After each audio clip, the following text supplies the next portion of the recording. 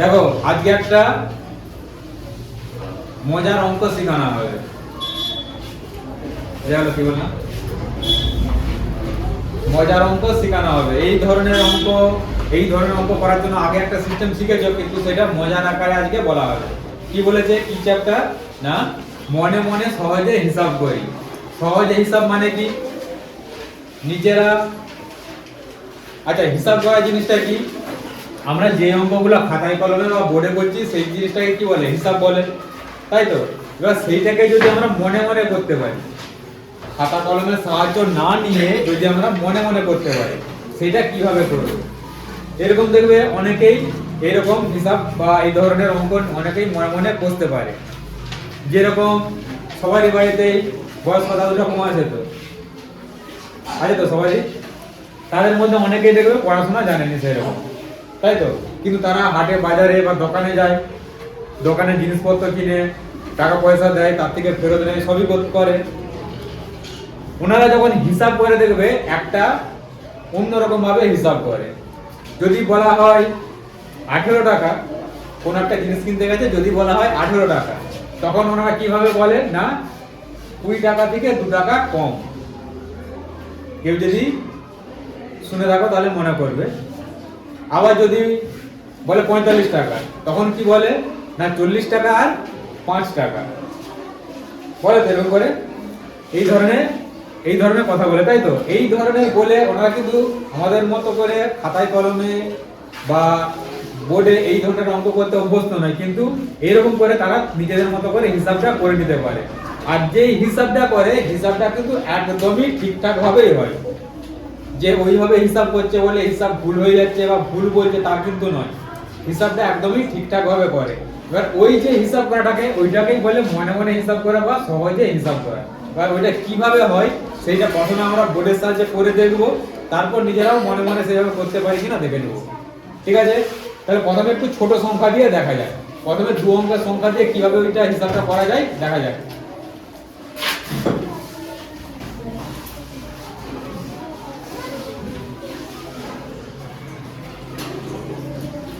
কত আছে, 24 যুক্ত 32। এই ধরনের অঙ্কগুলো যদি আমরা খাতায় করি, যেইভাবে অঙ্ক করা হয় সেইভাবেই করব। পরকে পর সমান দিয়ে দিই, নিচে নিচে সমান হবে। অঙ্কটা তোলার সময় শুধু অঙ্কটা তোলা হবে, সেখানে কিন্তু কোনো সমান টমান কিচ্ছু নয়। মনে রাখবে কি বললাম, তারপরের লাইন থেকে সমান দিয়ে দিয়ে যেইভাবে স্টেপ বাই স্টেপ পরকে পর দেখাবো সেইভাবে পরকে পর করতে হবে। আর তারপরে অঙ্কগুলো দেখানোর পর মনে মনে কিভাবে হিসাবটা হয়ে যাচ্ছে সেটাও বলে দেবো। দেখো আজ এখানে 24 আছে, এইটাকে যদি আমরা ওনাদের মতো করে হিসাব করি কি বলা হবে, 20 আর 4, তাই তো। যদি 24 টাকা হতো কিভাবে বলা হতো, 20 টাকা 4 টাকা, তাই তো। তাহলে সেইভাবে আমরা আগে লিখে ফেলি।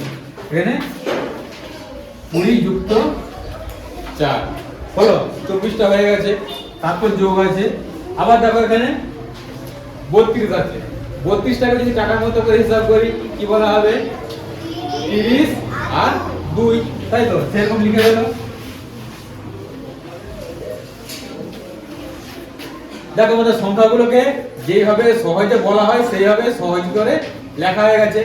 এবার আরেকটা জিনিস দেখো, আমাদের হিসাব করতে কি ধরনের সংখ্যা সুবিধা হয় বা মনে মনে কি ধরনের হিসাব করতে সুবিধা হয়, যেগুলো আমরা এক অঙ্কের সংখ্যা 0 বা 1 থেকে 1 2 3 করে এভাবে 9 পর্যন্ত যে সংখ্যাগুলো আছে সেই সংখ্যাগুলো কি আমরা মনে মনে টপ করে যোগ বা বিয়োগ করে দিতে পারি। যদি বলা হয় 2 আর 3 কত হবে, যোগ করলে টপ করে বলে দেবে 5। কিন্তু যদি একটা বড় সংখ্যা দেয় তখন আমরা টপ করে বলতে পারি, টপ করে বলতে পারি। সেইটাকে যাতে টপ করে বলতে পারি সেইভাবেই এবার অঙ্কগুলো করব। আরেক ধরনের সংখ্যাকে আমরা সব টপ করে যোগ বা বিয়োগ করতে পারি। যেরকম যদি বলা হয় 10 আর 20 কত হবে, তখন বলে দেবে 30। যদি বলা হয় 40 আর 50 কত হবে, তখন তোমরা টপ করে বলে দিবে কত, 90, তাই তো। এই ধরনের যদি এক অঙ্কের সংখ্যা হয় সেটাও আমরা টপ করে মনে মনে যোগ করতে পারি। আর যদি শূন্যযুক্ত সংখ্যা, শেষে যদি শূন্যযুক্ত সংখ্যা হয় সেইগুলোকে আমরা টপ করে যোগ করতে পারি। আমরা এই সহজে হিসাব করার জন্য যে কোনো সংখ্যাই দিক না কেন সেই রকম ভাবে সহজে আগে ভেঙে ফেলবো। যেইভাবে সহজে আমরা নিজেরা হিসাব করতে পারবো বা নিজেরা টপ করে মনে করে হিসাবটা করতে পারবো, সেরকম শূন্যযুক্ত সংখ্যা আর এক অঙ্কের সংখ্যায় ভেঙে ফেলবো। বুঝা গেল? এবার দেখো এখানে শূন্যযুক্ত সংখ্যা কি কি আছে। এখানে আছে 20 আর এখানে আছে 30। দেখো আমরা মনে মনে কিন্তু যোগটা করে নিতে পারবো। 20 আর 30 যোগ করলে কত হবে? 50। তাহলে এটাকে প্রথমে আগে একবারে কাছাকাছি সব সাজিয়ে দিই। 20 যুক্ত 30, তারপরে 40 আর 2। শূন্যযুক্ত সংখ্যাগুলো এক জায়গায় চলে আসলো আর এক অঙ্কের সংখ্যাগুলো এক জায়গায় চলে গেল। এবার কি বলে 20 আর 30 কত হয়? 50। একবারে লিখে দিয়ে যাবে 50। 4 আর 2 যোগ করলে কত হয়? 6। দেখো 6 একবারে লিখে দিয়ে গেল। এবার 50 আর 6 কত হবে? 56। দেখো খুব সহজেই কিন্তু আমরা যোগটা করতে পারি, তাই তো? কিন্তু যদি আমাদের 24 আর 32 কিছু না বলে একবারে বলতে বলতো, আমরা করতে পারতাম? তখন আমাদের একটু অসুবিধা হতো, তাই তো? তাই এইভাবে যদি আমরা সহজে ভেঙে ফেলতে পারি তখন অঙ্কটা করাও আমাদের ক্ষেত্রে কি হয়ে যাবে? সহজ হয়ে যাবে। এটা 2 অঙ্কের সংখ্যা। এবার যদি 3 অঙ্কের সংখ্যা দেয় বা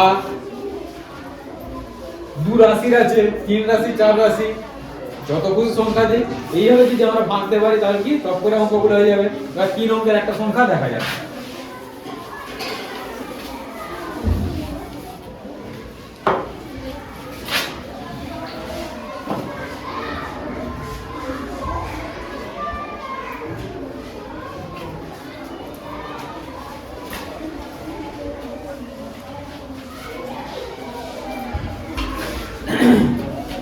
পাঁচশো 27, 442, তাই তো? এইটাকে যদি আমাদেরকে এমবি যোগ করতে পারবো। এখন আমাদেরকে সেই একক দশক করে স্থানীয় মান নিজে নিজে সাজাতে হবে। একটা সংখ্যা চেঞ্জ করে যোগ করে তারপর লিখতে হবে, তাই তো? সেইটাকে আমরা মনে মনে বা টপ করে কিভাবে যোগটা করবো, আগে যেভাবে আগের অঙ্কটা করেছি বলে ভেঙে সেইভাবে আগে দেখিনি, তারপরে মনে মনেটা বলছি। সমান দাও। আচ্ছা এটাকে কি ভাবে ভাঙা যাবে শূন্যযুক্ত সংখ্যায়? এর মধ্যে কি কি শূন্যযুক্ত সংখ্যা আছে? কি কি সংখ্যাগুলো আছে আগে বলো তো? 500। আগে সংখ্যাটাকে মুখে বলো। 527। তাহলে এই 527 এর মধ্যে কি কি আছে? 500 আছে একটা, তাই তো? 500 কি শূন্যযুক্ত সংখ্যা। আর কি 27? 27 এর মধ্যে কি কি আছে? 20 আছে আর 7 আছে, তাই তো? এবার ওই যেগুলো আছে সেইগুলোকে আমরা যদি লিখে দিই, প্রথমে কি হবে? 500। দেখো একটা শূন্যযুক্ত সংখ্যা পেয়ে গেছি। তারপরে তাহলে আমাদের 5টা হয়ে গেছে। আবার পড়ে রইল কি? 27। 27টাকে আবার কিভাবে ভাঙা যাবে? 20 আর 7। দেখো আমাদের সবগুলো ছোট ছোট আকারে বা শূন্যযুক্ত সংখ্যায় আর এক অঙ্কের সংখ্যায় ভাঙা হয়ে গেছে। পরেরটাকে একই রকম ভাবে ভাঙো। কত হবে এটা? 242। কত হবে বলো? প্রথমে 200, তাহলে 200 আগে লিখে দাও। তারপর 40, তারপর 2। ঠিক আছে? এবার আগের মতো একই রকম ভাবে যেই সংখ্যাগুলো একই রকম, অর্থাৎ একই অঙ্কের সংখ্যা, এখানে 3 অঙ্কের সংখ্যা, এটা 2 অঙ্কের সংখ্যা, এটা 1 অঙ্কের সংখ্যা, এরকম একই অঙ্কের সংখ্যাগুলোকে এক কাজে লিখে ফেলবো। তাহলে 3 অঙ্কের সংখ্যা এখানে কি কি আছে বলো? 500 আর 200 হলো। আর আছে 3 অঙ্কের সংখ্যা? 3 অঙ্কের সংখ্যা আর আছে? আর নেই। এবার 2 অঙ্কের সংখ্যা, 2 অঙ্কের সংখ্যা কি কি আছে? 20 আর 40। আর আছে 2 অঙ্কের সংখ্যা? নেই। এবার 1 অঙ্কের সংখ্যা? 7 আর 2। দেখো আমাদের সাজানো হয়ে গেছে, তাই তো? এবার দেখো আগের মতো করে আবার টপ করে যোগ করা যাবে। 500 আর 200 কত হবে? 500 আর 200 700 হলো। 20 আর 40 কত হবে? 60।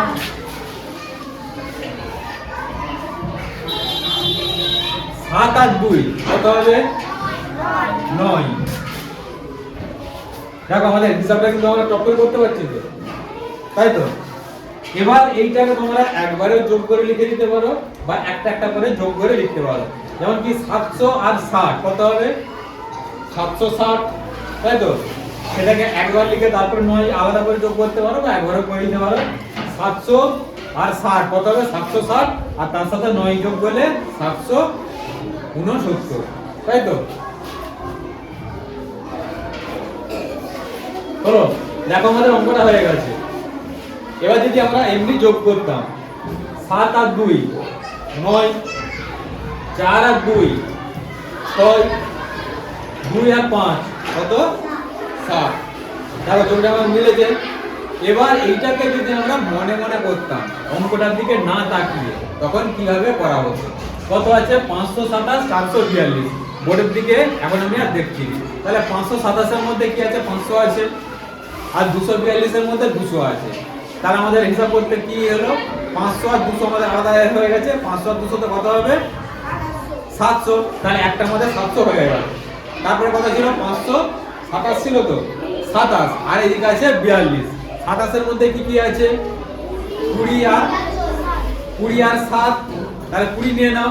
আর এখানে 42 এর মধ্যে আছে 40 আর 2, তাহলে 40 নিয়ে নাও। তাহলে 20 আর 40 কত হলো 60। তাহলে আগে আমরা কত পেয়েছিলাম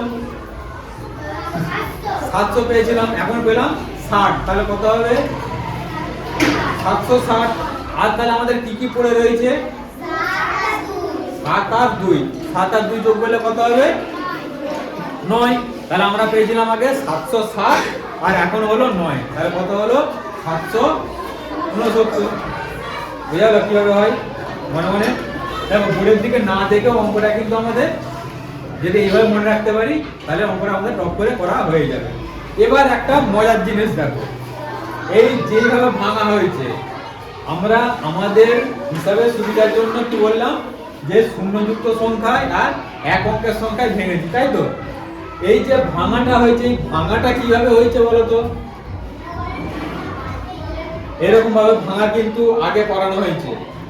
কিভাবে ভাঙা হয়েছে বলো, কিসের মতো দেখতে।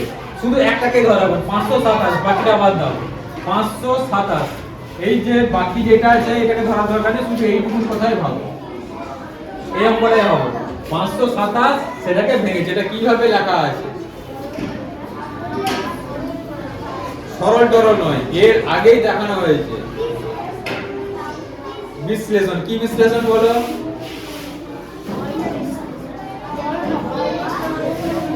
হ্যাঁ বর্ণ বিশ্লেষণ কি আমাদের অঙ্কতে আছে। কি বিশ্লেষণ, বিশ্লেষণ ঠিক, কিন্তু কি বিশ্লেষণ এটাকে সব দেখে দিয়েছিলাম তখন।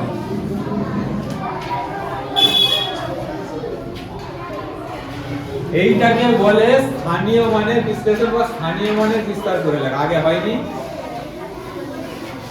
দেখো স্থানীয় মানের বিস্তার করে লিখলে যেভাবে লেখা হতো সেইভাবে লেখা হয়েছে কিনা। 500 যদি শুধু 527 থাকতো, 527 কে বলে যে স্থানীয় মানের বিস্তার করে লেখো, তখন কি করতে হতো যেইভাবে স্থানীয় মান লেখা হতো। দেখো কি বলেছিলাম স্থানীয় মান টপ করে লেখার জন্য যেই সংখ্যাটা স্থানীয় মান লেখা হবে সেই সংখ্যাটা লিখে তার গায়ে যতগুলো পরে সংখ্যা থাকবে ততগুলো শূন্য বসে রাখতে হবে। এইটা দেখো সেইভাবেই ঠিক ভাঙাটা হয়েছে। 527, 5 এর স্থানীয় মান 5, তারপরে কটা সংখ্যা আছে দুটো সংখ্যা, দুটো শূন্য বসে গেছে। তারপরে 2 বসেছে, 2 এর গায়ে কটা সংখ্যা আছে একটা শূন্য বসে গেছে। তারপরে 7, দেখো স্থানীয় মানের বিশ্লেষণ হয়ে গেছে। এইভাবে স্থানীয় মানের বিশ্লেষণ করে যদি আমরা যোগটা করি বা বিয়োগ করি, এখন শুধু যোগ আছে, পরে বিয়োগ আসবে পরে। যদি যোগ বা বিয়োগ করি আমরা টপ করে অঙ্কগুলো করে নিতে পারবো, আর সেটাকে কি আমরা মনে মনে হিসাব করতে পারবো। বোঝা গেল। এবার একটা অঙ্ক লিখছি, তোমরা নিজেরা মুখে বলো দেখি।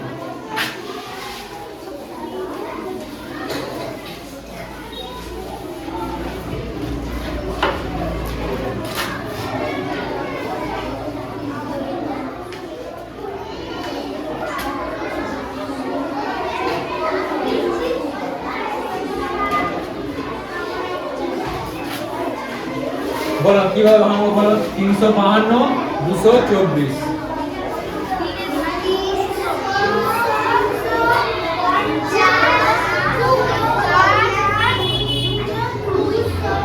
তারপর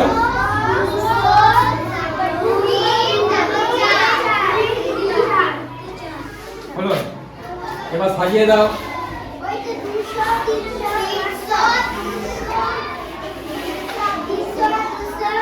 তারপর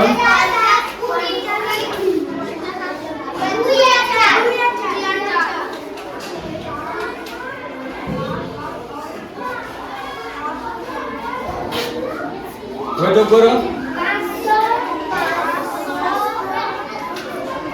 তারপর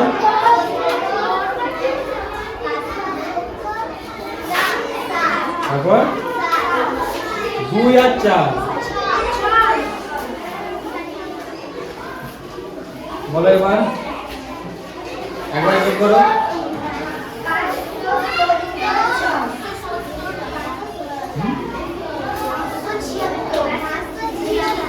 পাঁচশো 76 কিভাবে হয় এবার হয়ে যাবে এবার মনে মনে নিজেরাই বলো দেখি নিজেরাই মনে মনে বলো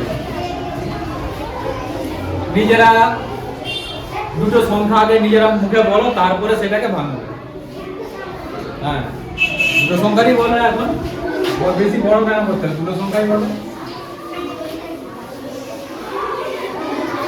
যে কোনো দুটো সংখ্যা বলো একজন বলো একজন উঠে দাঁড়িয়ে বলো হ্যাঁ বলো 3 অঙ্কের সংখ্যা বলো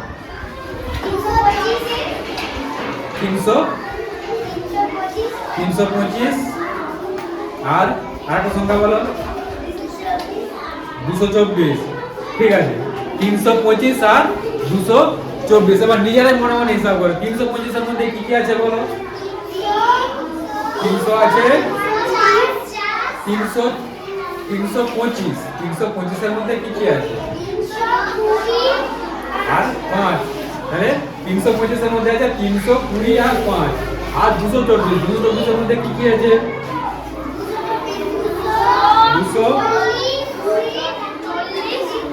224 আর 4 তাই তো তাহলে এবার যে যার মতো করে যোগগুলো করো কত করে ছিল 300 আর 200 কত হবে 300 আর 200 কত হবে 500 তাহলে 500 আমার একটা রয়ে গেল আর এদিকে কত বেরিয়েছিল 20 আর এদিকেও 20 বেরিয়েছিল তাই তো 20 আর 20 কত হলো 40 তাহলে আমার কত ছিল 300 ছিল আবার 40 হলো তাহলে কত হলো 340 হলো আর এইদিকে 4 ছিল আর 5 ছিল নাকি 4 আর 5 কত হবে 9 তার আমার ছিল 540 আর এখানে দাঁড়ালো 9 তাহলে কত হবে 540 আর 9 যোগ করলে 549 তাহলে বুঝা গেল কিভাবে মনে মনে যোগ হয় করতে পারবে এবার করতে পারবে তো সবাই